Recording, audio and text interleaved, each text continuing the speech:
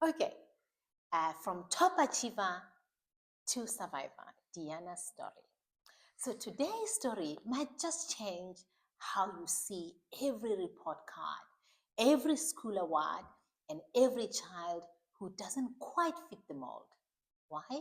Because behind the medals, the music, and the top marks was a child fighting silent battles, unseen by the very system meant to support her.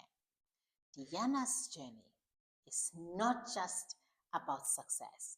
It's about what it costs to keep showing up. It's about how brilliance can be ignored, how leadership can be denied, and how a young girl's courage can spark the change the whole generation needs. And this young girl is you, Diyana. Welcome to Beyond the Box. It's such a pleasure to have you. It's nice to be here. Thank you for coming through. I'm going to hit you with the questions straight away because people are wondering what's this young girl doing on the podcast? But you guys are about to find out. This is more than just a young girl. It's a brilliant young girl that you will get to listen to her story today. So, when did you first notice that you learn different from other people? That the way you feel is sometimes different from how other people feel? When I was small, I used to struggle with words. I went to lots of specialists and I had lots of practice. Like therapies, right? Yes, therapy. Okay, Yes. okay. And then I always used to struggle to even say my school's name. Like I used to say international instead of international. And I went to lots of extra classes, and that was normal for me. Okay, going to extra classes was normal for you. As you can hear in her own voice. So I want to ask you the second question. You achieved so much. If I'm looking at what you have achieved over such a, it's over a short period of time in a way because it's throughout your childhood, right? And now you are in your senior years at the primary school, right? So you have achieved so much. You have achieved quite a lot. And I'm curious, how did it feel to still be misunderstood? Yes, it was like very hard. If like since I was a high achiever and top achiever, I felt like if I made like one mistake, I would be disappointing everyone. And like it was hard for me to keep up with all of the other students as my difficulties. After school, it was like very hard. I was frustrated after school, exhausted. Can you imagine? Because you were trying so hard.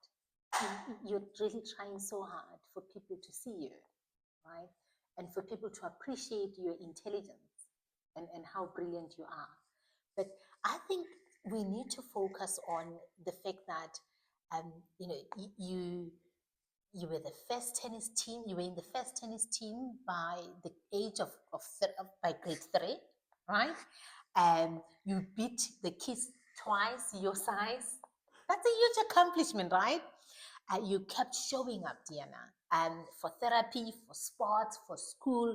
You didn't quit. What did that feel like for you inside when you kept pushing and you kept going? It was like I was very motivated from getting all of the achievements. It just pushed me to work harder, and I felt proud of myself. Yeah, and that's what it is. Pushing yourself harder, you realize I can do this. And most importantly, feeling that level of self confidence, feeling proud of yourself. I think it's important that all the young children or the youth can get to feel proud of themselves, right? Especially after pushing themselves so hard. As you can hear, it is possible to feel proud of yourself. And from what when I was reading your biography, yeah, your biography, I want to call it that. You like reading books? No. You know, you don't. Okay. But a biography, it's almost like a book written by somebody about themselves. Usually people that are very well accomplished want to share their story. Like you know, at your age, you're very well accomplished. I wouldn't even mind when I go to exclusive books or somewhere to read a book that's written by you, Diyana, just so you know. So you are a multi-instrumental musician. You played violin, piano, marimba, and many more. But did you ever see the effort behind all these accomplishments? So my question is, did anyone, did you feel like people can see the efforts behind your success? Or do you think they were like, no, she's just good at it? My family, and especially my mom, always praised me for the work that I did. But I felt like the school didn't really acknowledge what I was going through. And they were like, oh, she's such a top performer. She will move on. She's just amazing. Like, well, they didn't really acknowledge what I was going through. Oh, so they just saw a top performer. They didn't know that there's a lot of work that you or mommy do at home for you to perform so well. I hear you. I hear you. So essentially, I'm just curious, maybe while you are still here, what if you were able to give them feedback at school, what would you say to them as when they look at your success? What do you wish they would have said to you? I wish that I would have acknowledged what I worked so hard for and like help comfort me and support me and just like say well done, right? That I can see the hard work that you put into doing well, right? And I think this is a nice message, Diyana, for teachers who work with young people like you, because you were just lucky that your mom was a teacher, but also your mom was educated or educating herself about the different neurodiversity, right? Because then she was able to get you the help you need. But the teachers at school, as you can see, that for our young people, it makes a world of difference when they perform so well. It helps when we don't just respond by saying, he's a top performer or she's a top performer, she'll just move on, right? It helps when we can acknowledge the hard work that goes behind closed doors, because it helps our young people to feel proud of themselves, to know that the work that they do, people acknowledge, right? And what would you say to a girl that's maybe, I don't know, grade 4, grade 5, that are on the spectrum and they're working so hard? And at least maybe like you, they've got a mom who says, you've done so well, I'm so proud of you of what you've done today. They don't have somebody at school to tell them that. What would you say to that girl at school? I think. Yes, you can. Okay. Okay, so I think I should go back to the questions. If you don't want to answer this one, that's fine. No, I do like. Oh, you're thinking? Yes. Okay. It takes me a bit long to think. Absolutely. If it takes you long to think, take all the time you need. So as Diyana is taking her notes to refer back, this is part of the learning process of how our neurodivergent students at school process their ideas and their thoughts. And as I'm engaging with Diyana, I'm realizing I myself need to be conscious of how I'm engaging with her. She needs her time, as you heard. She said, I need some time to think. So I need to be able to pause. And this is just a good example. As parents or as teachers or as community members, let's not be in a rush to get answers or response when we're engaging with our neurodivergent students. I think that goes for everybody. So I would say that there's nothing wrong with them. Just because I think different and do things differently, there's nothing wrong with them. Like, they just need some support. The world needs more people like us, and they can do everything that they can dream of. They just need to follow their dreams, and it will be possible. Wow. So you just heard from Diyana. If this is your daughter or your son at home that's going through this lack of acknowledgement at school and maybe feeling invisible, just play this. And if you can, play this over and over again from Diyana herself. Thank you for that answer, Diyana. I'm going to move on to the next question. And this one looks at the moment where you actually were left out of some opportunities that you actually deserve, even by the standards or the criteria of the standard criteria and standards of choosing people for leadership. And I'm curious to know, because you were overlooked for a position of a prefect, if I understand correctly, and I can't imagine how that felt like for you. Can you share with the audience, how did that feel like? It was very disappointing when I was there and then I heard all of the names called out and then they announced the head boys and head girls, and then I realized that I wasn't chosen as a prefect.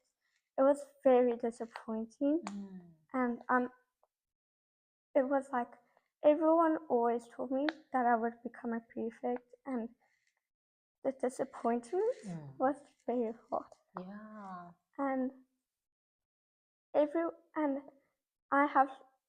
and my teachers always give me leadership skills, about leadership things. Yeah.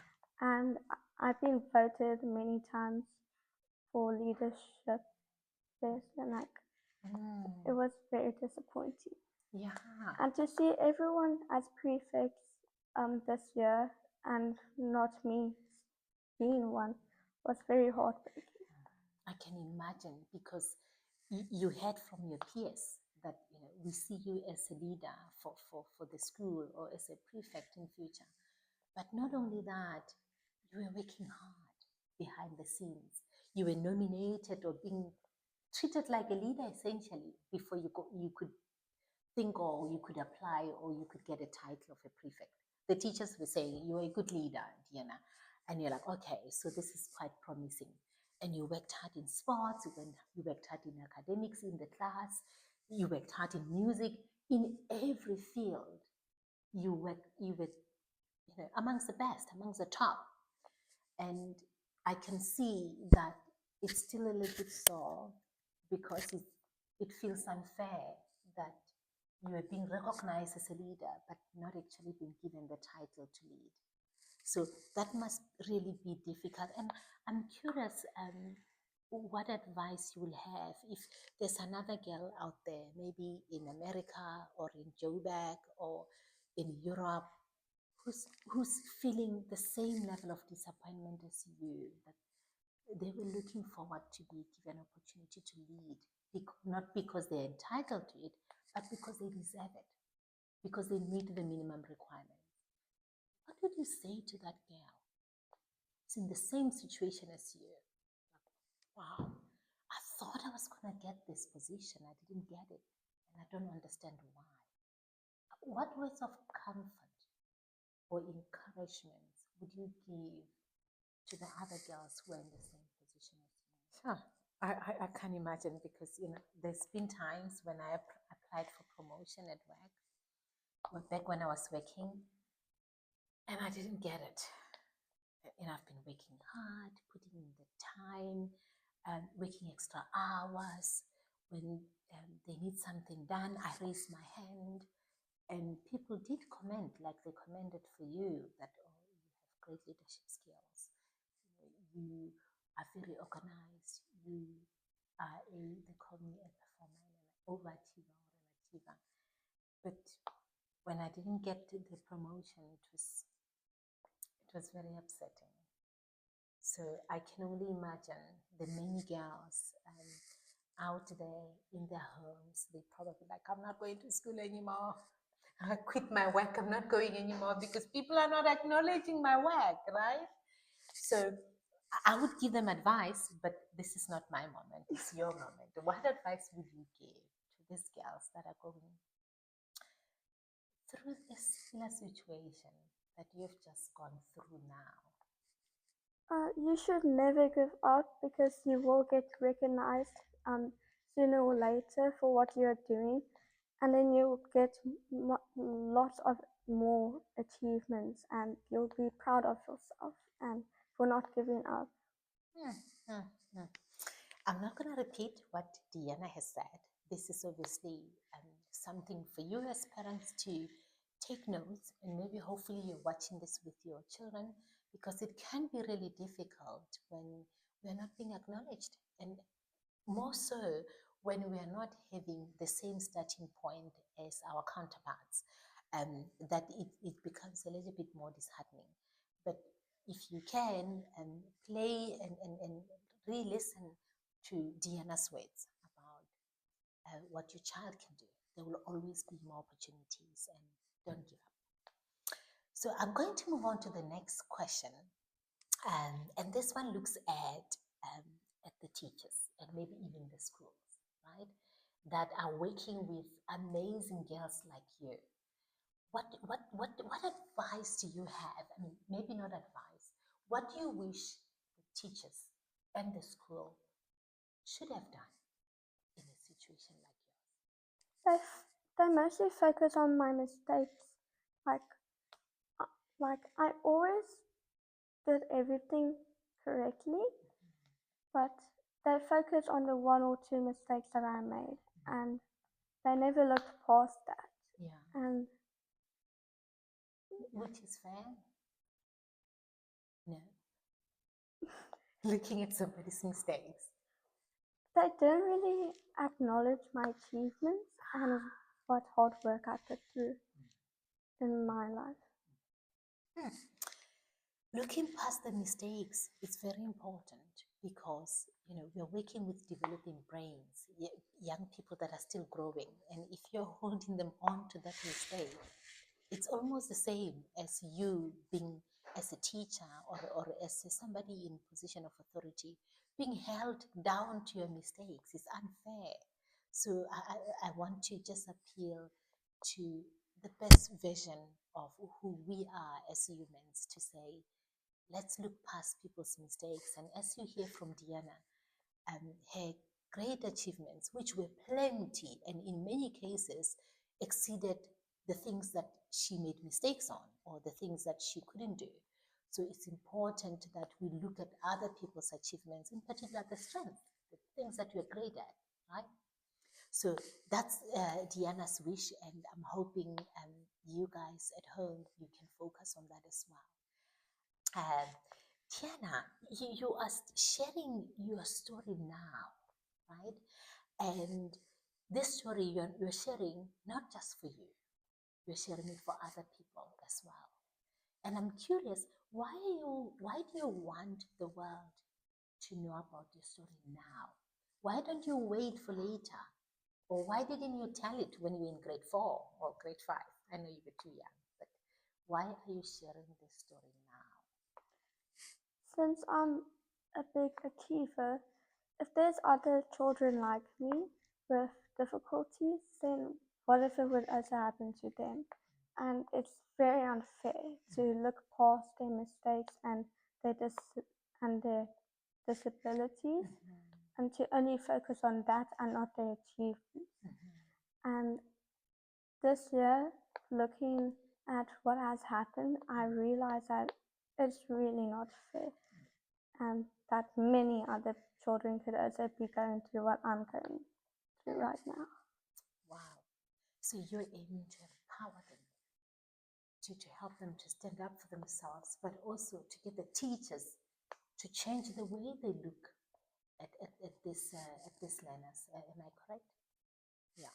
So as you can hear, it's totally unfair. And our learners on the spectrum, they're faced with so many challenges.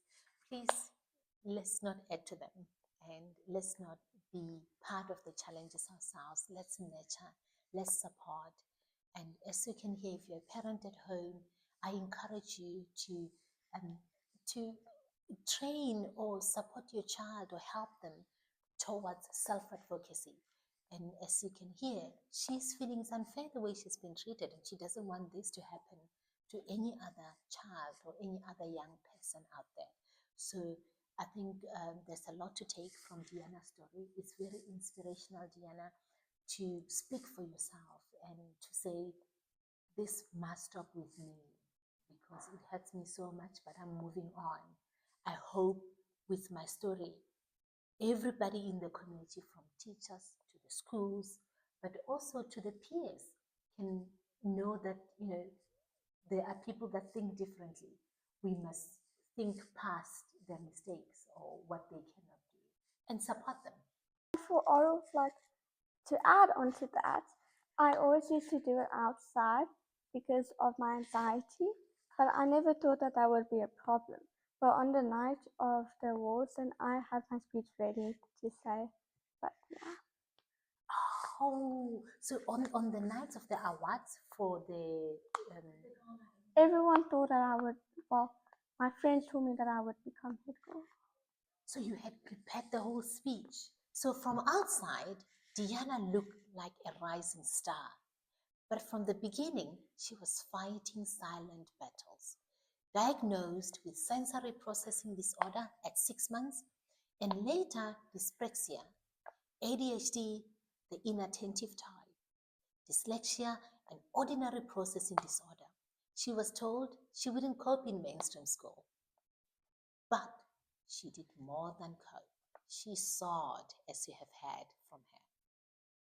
So in closing, Diyana's story is more than personal. It's a mirror, a reminder that strength doesn't always roar. Sometimes it looks like showing up hungry, but still smiling. Sometimes it's found in brave conversations like the one we just had, Diyana.